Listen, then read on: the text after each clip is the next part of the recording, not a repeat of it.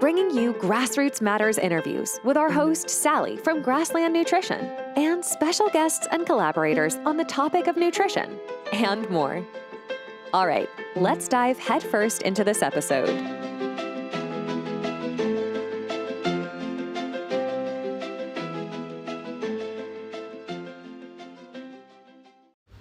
Welcome to our Grassroots Matters episode with Glioblastoma survivor Pablo Kelly.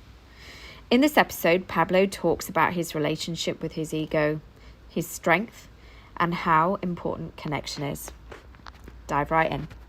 I'm going to ask you a few kind of sidewaysy questions.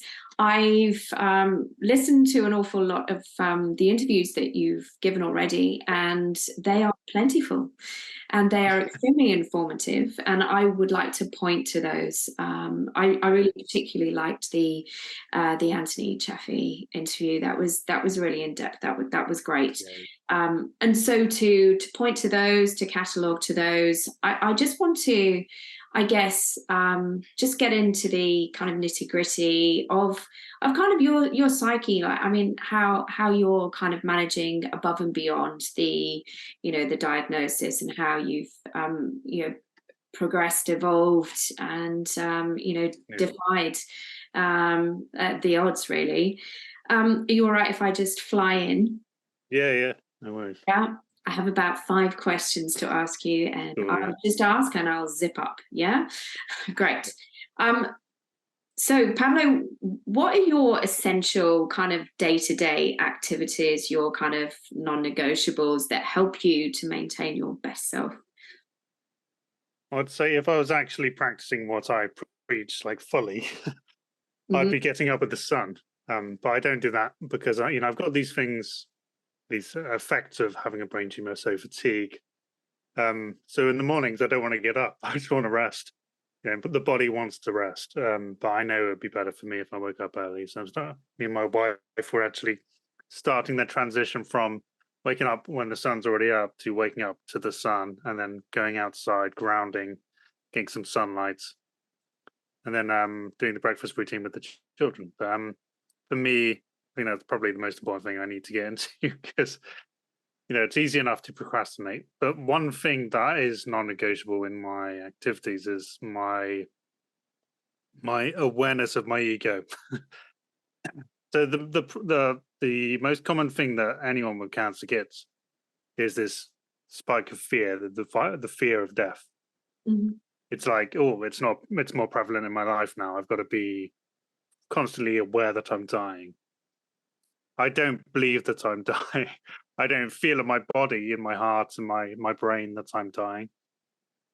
I'm constantly practicing the preachings of presence, being aware in the moment rather than living in my past and going, why did this happen? Fearing my future, what happens if I die? I think everyone can do this, and everyone should do it, because we live in such a fast-paced and ignorant world. We believe that our mind is the only thing that matters. But that's just the attachment to ego. So ego is this identity that we all believe we are, this persona that we play. It's like an act. We're like acting out a play. So I find that most people I meet playing a game with each other, it's all fake. And I don't despise it. I understand why it's there. People have to protect themselves. We can't all be honest to each other, but you can be honest to yourself, right? So don't lie to yourself. And that's why I try and practice, is just awareness. How would I want to be treated? If I was talking to someone, how would they want to be treated? I don't just go, I need something for me. I don't try and gain something all the time. And that's, apart from my life, that's what I'm trying to gain. It's extra life. And the biggest part of it is to be present. If I was afraid constantly, I don't think I'd be here today. Yeah. So that's something that you work on kind of day to day. Yeah. Yes, I wouldn't say I have symptoms. So I have my epilepsy, which I haven't had a grand mal seizure for 2.5 years. All right. But I do have auras. I have these sensations that are associated with having a brain tumor. Mm-hmm. And when that happens, there's always a spike of fear. And I've learned in 9 years, a lot of practice. I've had lots of grand mal seizures. I've had lots of issues, driving, being out and about in public where I've had grand mal seizures. And it's taught me a big lesson to not fear. When it crops up a seizure, I've got to calm myself straight away. If I give into the fear, that stress, cortisol, then my understanding I've learned to be a bit more calm. Yeah. So, for example, about 2 years ago, maybe 3 years ago, when Malachi was just born, we went out in the car to get some food in Totnes. We went on an old country road, and we got to a T junction. And as we were reaching the T junction, slowing down, there was like a slip road coming onto this old country road, and a motorbike came about 70 miles per hour and hit our bonnet. And he almost died, right? But my initial reaction was anger rather than fear. Like, who the fuck had the audacity to try and kill us? Being uncaring. And I got out of the car. My door was actually caved in. I got out of the car. My adrenaline got me out of the car. Yeah, for sure. I went to shout at the guy, and I realized he was, he couldn't move. So I went, okay, I've got to act. Rather than being angry or fearful, I went, okay, what can I do to help this person? So that's my kind of mindset, has always been that, my focus. It's not all about me, and maybe I've got cancer, but it's not all about me. It's about how everyone around me treats it and treats me. Yeah. And If I've got on I'm not being brave. I am strong. That's the thing that I've learned, is I'm strong because I'm not afraid of it. I said, if I'm going to die, I'm going to die my way. Yeah, undoubtedly. No. Yeah, this is you getting in the way of you living your life. Yeah. Your partner, your kids. Yeah, this is exceptionally inconvenient, but yeah, you're doing great. And so, what would you say keeps you most positive and energized when maybe dealing with that ego? The fact that I'm aware of it. When I'm aware of it, and it's, I have an argument with my wife, for example, over something so petty, it's inconsequential. And yet afterwards, I will always go, why were we fighting over, how clean something is? Does that really matter in our relationship? No, it doesn't. I find that most relations are full of people not connecting properly. Yeah. And I find that, just it's got to change. That's what I've been doing. This whole experience has changed me for the better. I did a summit recently, and I did it with some other thrivers with brain cancer and bodily cancer, and we all agreed that relationships are important, but we all agreed that love is the most important thing. So letting go of the ego means to love, to commit yourself, to let go of yourself in the company of another. I've forgotten what you asked me. Also accept who you are. But yeah, and here's me thinking, I wonder if you wipe the sides down a little bit more now. Yeah. Whatever it might be. But yeah, love is absolutely paramount, and self-love first of all, right? Yeah. One of the scariest things, though, for a human to give away. To trust another to love you. Most definitely. It's hard. Yeah, particularly if you have difficulties with who you are yourself. A lot of people feel that's the ego telling you that you're not good enough. I've not done this. My parents aren't proud of me because I didn't do what they asked me to do. It's never about them. It's never about just you. It's about letting go of all that. These ideas that you can be better. Perfect. We're all perfect. We're born innocent.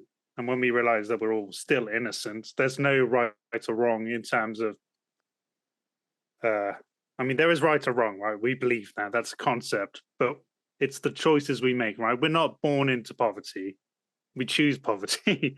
And most people, people would say you're wrong in saying that. That's just an opinion, right?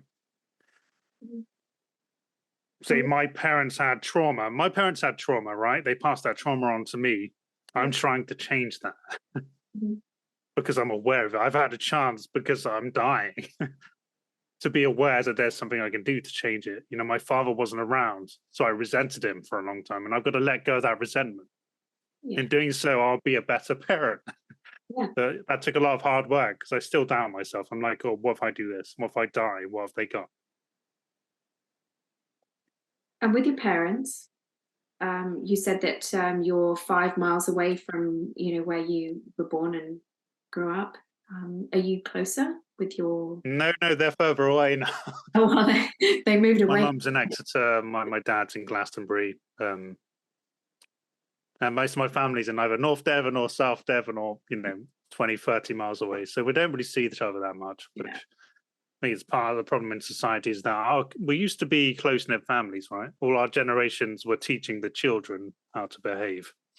But now we're all separated because we all want more. And yeah, I've been learning about this recently. There's a book called Hunt, Gather, Parent. It's a really good book.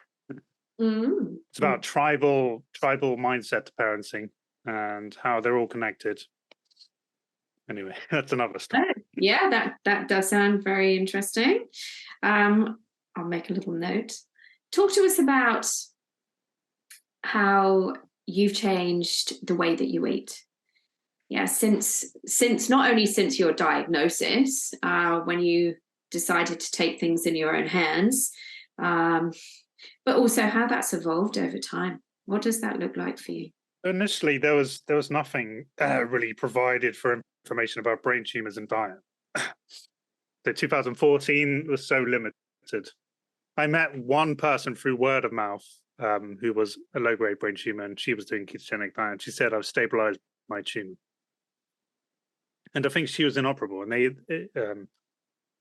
said, "Well, watch and wait." And she's like, "I can't accept that." And she did the diet, right? Yeah. So when I met her, I'd done a lot of research and I found a ketogenic diet for children with epilepsy, and it really helps them, can help a lot of people. So initially I started on a macrobiotic diet, which is the Japanese way of eating. It's a seasonal complex carbohydrates, so no refined stuff. Yeah. There's complex carbs and fruits and seasonal stuff. So it's always got to be in the season that you live in the temperament and the climate that you live in. So when I went to keto, I actually used the knowledge that I gained from doing that. And I said, I'm going to practice that with ketogenic because they allow you to eat all these things that aren't seasonal, to make things that substitute carbohydrate, like breads and stuff with seeds. I was like, I'm not going to do that. I'm going to go very simple, very seasonal. It's got to be something that grows in this climate. Right. And I believe that was my head start, was this mindset that it's got to be ancestral kind of diet. What would we eat in our climate? And within the first couple of months, I was stabilizing scans, which was unexpected and unthought of. But I believed in it wholeheartedly. I embraced the change. I was like, I've got to do this with all my heart. I can't give in to temptation, addiction. I had to change my mindset. And then I think it was 2.5, 3 years in, my tumor became operable, which was also unheard of. I was like, I gave myself the chance to get to this point, and I accepted the operation. We actually got pregnant like 8 months before that. I think so, something like that. I can't remember exactly. It's a long time ago. But yeah, we got pregnant in that time, and I was like, this wasn't supposed to happen. I was supposed to be dying. And then I had the operation, and they removed about 70%. The rest disappeared because I was doing a strict ketogenic diet. And then I started to eat more, so I had more calories. I was eating too many calories, having too much fat, incorporated berries. And within a year, I had a reoccurrence. I gained 2 stone in weight, which wasn't supposed to happen on a ketogenic diet.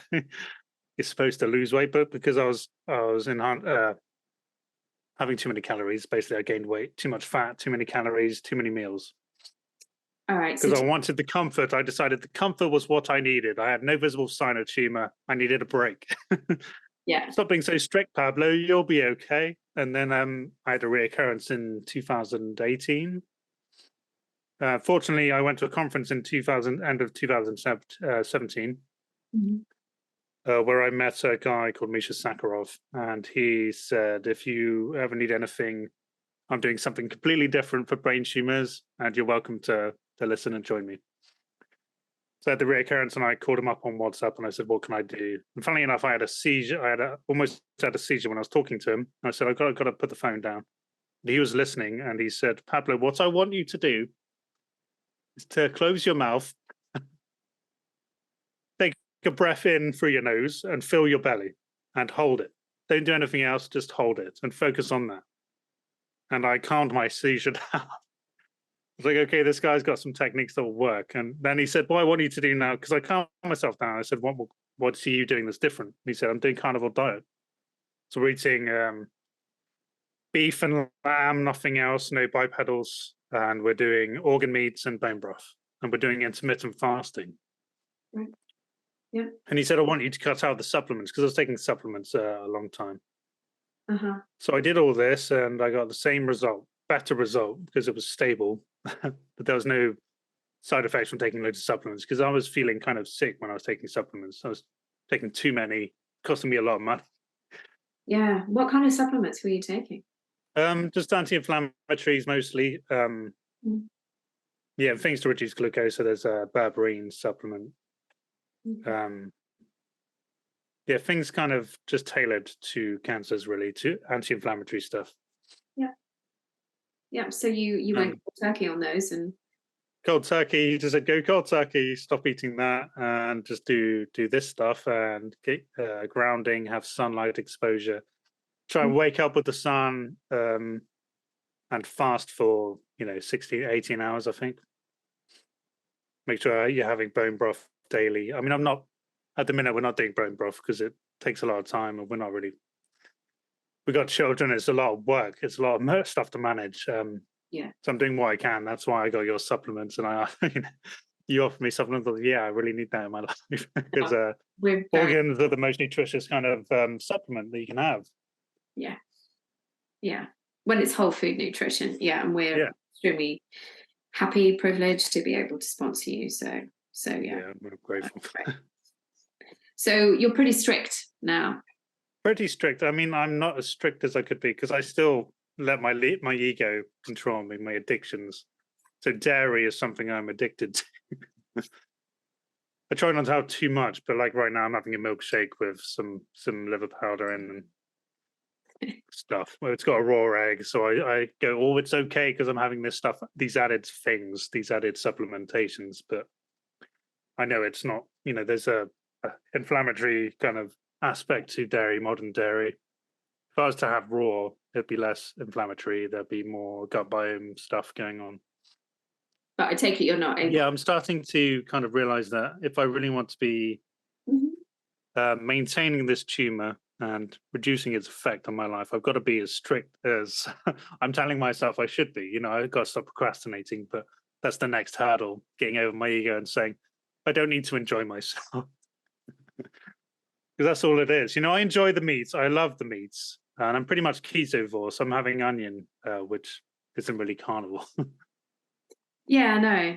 And it's not like you can't enjoy yourself in other ways. Yeah. It doesn't have to be through your belly, and and you come to like really appreciate meat and organs because you have a different relationship with food.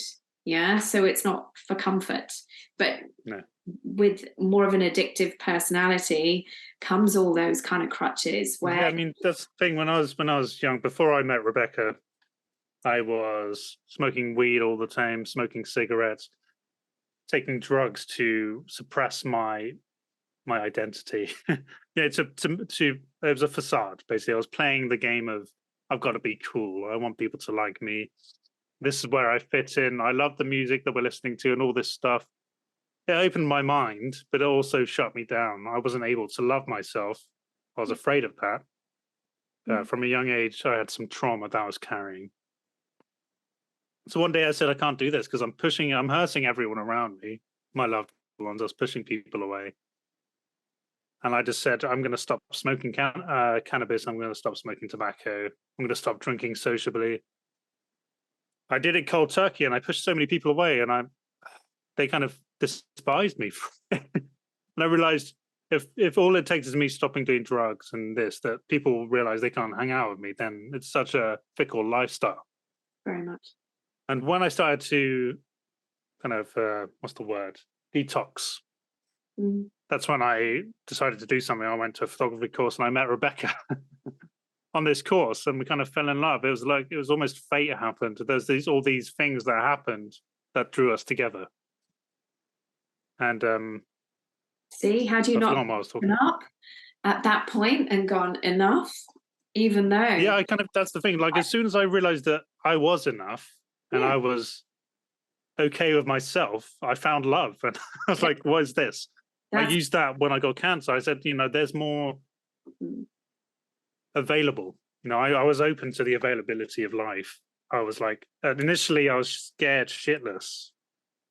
But when I was told it's GBM4 and you're going to die, essentially they can't pull any punches. They got to say the facts of what they know. And scientifically, it's so cold-hearted. Yes, you've got GBM4. And I said, I know what that means because I've researched it. And I was like, it's the worst possible outcome. And I kind of shouted, fuck my life. Because I really thought my life's fucked. What can I do?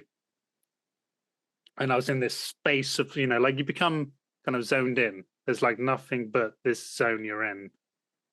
And I look over at Becky and my mum and I see them suffering. I'm fully connected to that because I'm also suffering. And I realize that they're hurting too. And that it's not just about me, this dying thing, and that I need to comfort Rebecca. So I comforted Rebecca. And in doing that, I realized that love was possible. I was like, I've got to embrace this feeling that I'm feeling for these people, that I seem to care more about them than I do about me dying. And then in that moment, I said, I'm going to live. I can't give into this fear of death. I'm going to live. I'm going to live with love. And I told myself these things internally. And I said, yeah, what can I do? What's available to me? I didn't go, oh, this is it, the be all and end all. I'm dying. I've got to listen to what they say because I'm not that kind of person anyway. I experimented with drugs. I was open to what was possible. So I just said, yeah, what can I do? And I'd already done the research because I was already thinking on this wavelength. But when they told me, I was like, I'm dying. I'm literally dying. You could never be ready for that. Yeah. But it was the death of the ego that I wasn't prepared for. Yeah. I had to listen to it, because at the beginning I pushed everyone away. I said, fuck you. You can't tell me what to do. Sure. When I decided to decline standard of care, I didn't question anyone else and say, what should I do?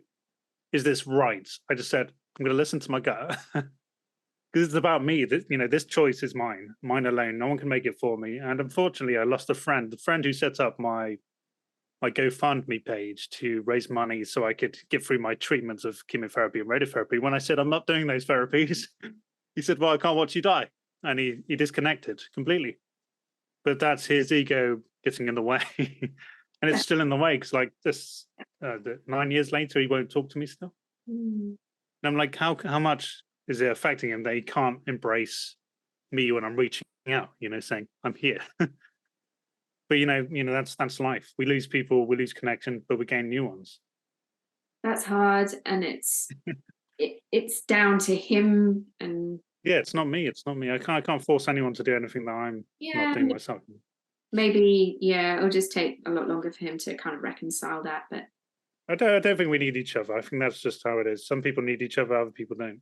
But I'm grateful for what he did for me. Unfortunately, everything we learned got back to him because his wife, she got breast cancer, I think. She used diet and supplementation. She thought, he was like, I'm aware that Pablo's doing this stuff, but I'm not going to talk to him. He went to see my mom and said, what can I do? And she gave all the literature that we compiled and said, this is what you can do. These are possibilities. Yeah. So in a way, doing what I've done, I've helped him find his love, Yeah. Well, it's come. That's all I can do. There's the karma. And it was a chapter and it was intense, and you think you're going to last with that relationship, but it doesn't always happen. It's quite curious how life can work in that way. Yeah, that's interesting.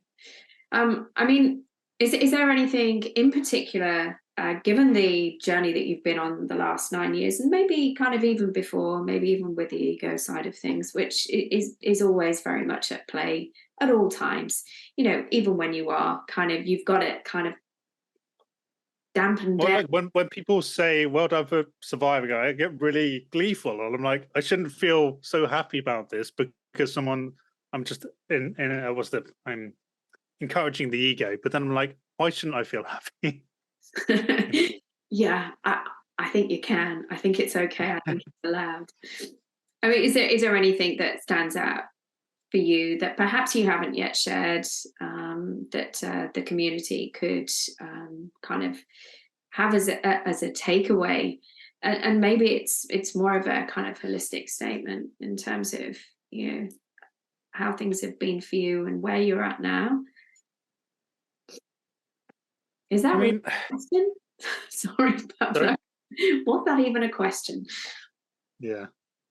So I mean, obviously, if you're referring to like question 5 on your list, yeah. So I Yeah. mean, I wrote an answer which was simplify your lifestyle in such a way that there is less to want and to need from it. Quality and quantity of life can be refined. So we all want things beyond our that we don't need. All these things, all these relationships, all these ideas. But But when you really just yeah. say, what do I actually need now? It usually boils down to a relationship with either yourself, compassion for yourself, compassion for another.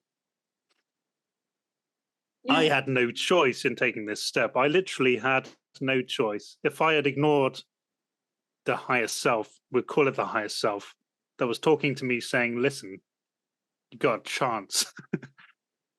Because I'd been doing this journey of changing since I was younger.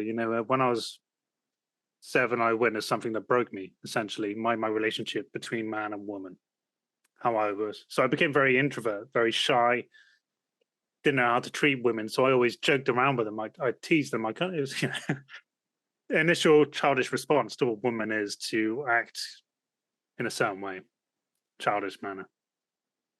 And as I was growing, that led me to cannabis. Someone forced me to smoke a cigarette, and then I got addicted to that, and then I got addicted to cannabis, and it suppressed this fear of women and society and whatever was going on with my trauma. So I'd already made the journey from a very young age when I was 7 years old.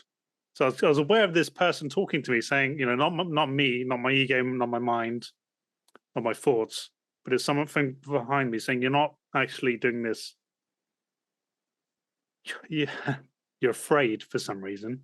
And I was ignoring it. That's why I did drugs. I thought I could expand my mind by doing drugs, be more confident by doing drugs. Okay. So And then I learned how to step out of that situation, and I changed myself. yeah. And then I met Rebecca. And then I got very ill because I had no money. I was eating a poor nutritional diet when I was at college. And I got very ill. I got the mumps, and then I had my first vaccination,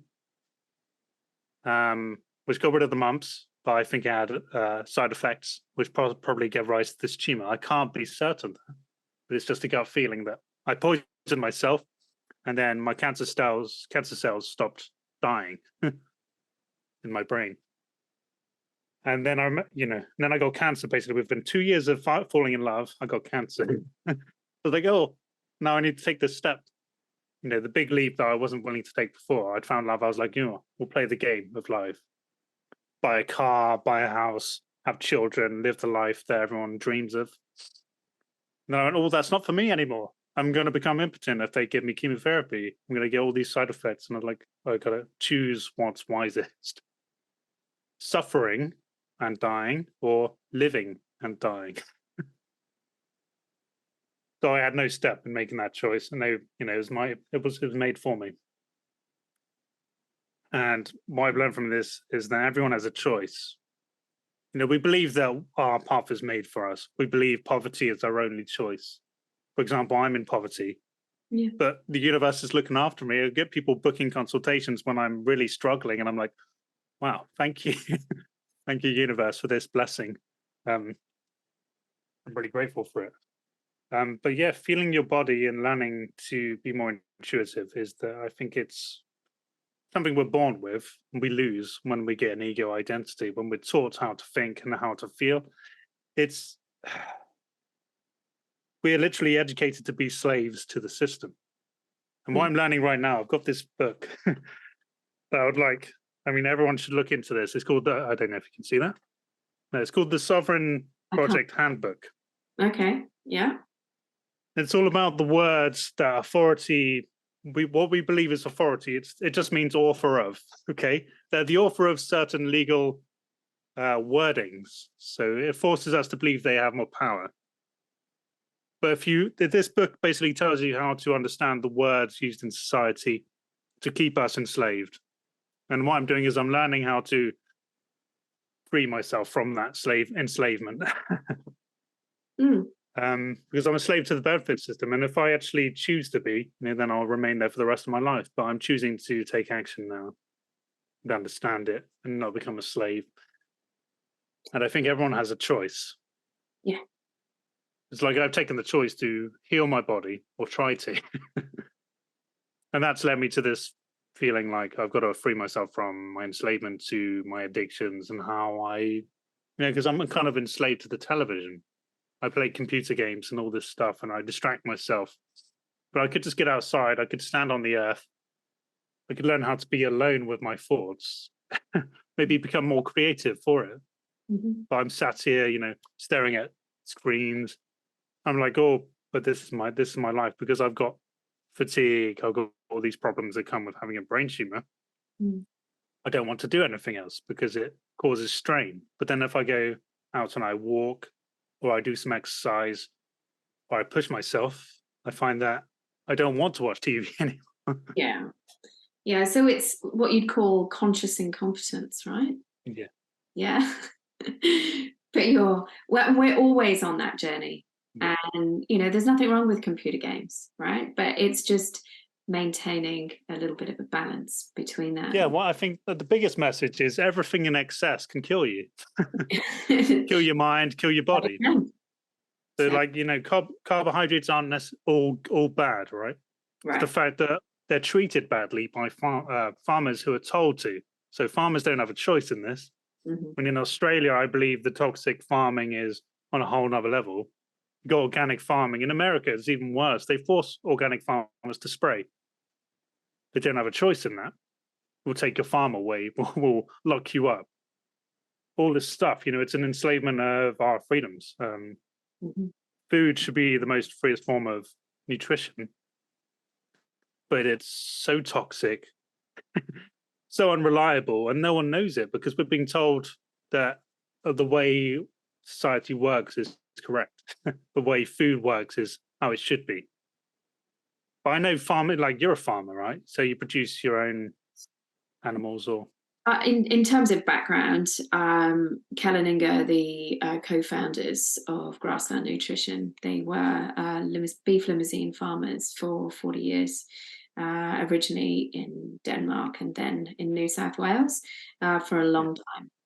So yeah, there's a kind of deep understanding of the products, where they come from, how to source them, where there are shortcomings, in the process, but and that's why we source our raw product from a conglomerate organization called OBE Organic, where the farms are based in Queensland, out here, and you're talking vast areas where the cows graze, where they wouldn't be able to, there wouldn't be any kind of management of crops, spraying. It's so vast, and that really guarantees that it's clean. Because if cows can roam, they're going to have the healthiest lifestyle. Exactly. So we are absolutely ethical in what we do because of our background and with that knowledge and knowing how things work, but by the sheer nature of the landscape. So it's it's a kind of double win, really. That there is that understanding, and because what you're doing is a reparative thing, isn't it? It's just trying to supply the body with the ability to repair itself. Precisely. Yeah. Our bodies are really deficient in B12, for example. Yeah. Iodine is a big one, and it affects our immunity, our thyroid capabilities. So there's an awful lot of thyroid issues in the world today, and a teaspoon and a half of kelp can make all the difference. But I think where we differ is where kelp has been added to the organs that form part of our products, and that creates that real kind of unique energy boosting immunity, but through the power of whole foods. They all support each other, don't they? Yeah, 100%. I've got a history of having gut health issues with stress and trauma equally. So delivering kelp is a non-negotiable for me day to day. Yeah. And how are you finding the products? They're obviously like a bit more convenient. Because obviously I've got a lot of my mental acuity is affected fully by this 2 operations plus the tumor. So I guess I've got more energy to do things that I would like to just go, oh, I can't be bothered. I'm more capable in pushing myself a little bit every day. And I try and stick to everything I'm doing, and it's hard because like part of me just wants to go, relax, rest, do nothing, but I can't let everyone do my work for me. So my mindset is pushing me. And if I can boost my immunity and my health in that area, nutrition, then I've got to do it. It's non-negotiable. Yeah, good. Love it. Well, there's plenty more where, the organs came from. We're about to bring out some new products as well that might be useful for you in the whole ecosystem of what you're doing. It's been lovely to talk to you. We don't have much time left. Is there anything that you wanted to add?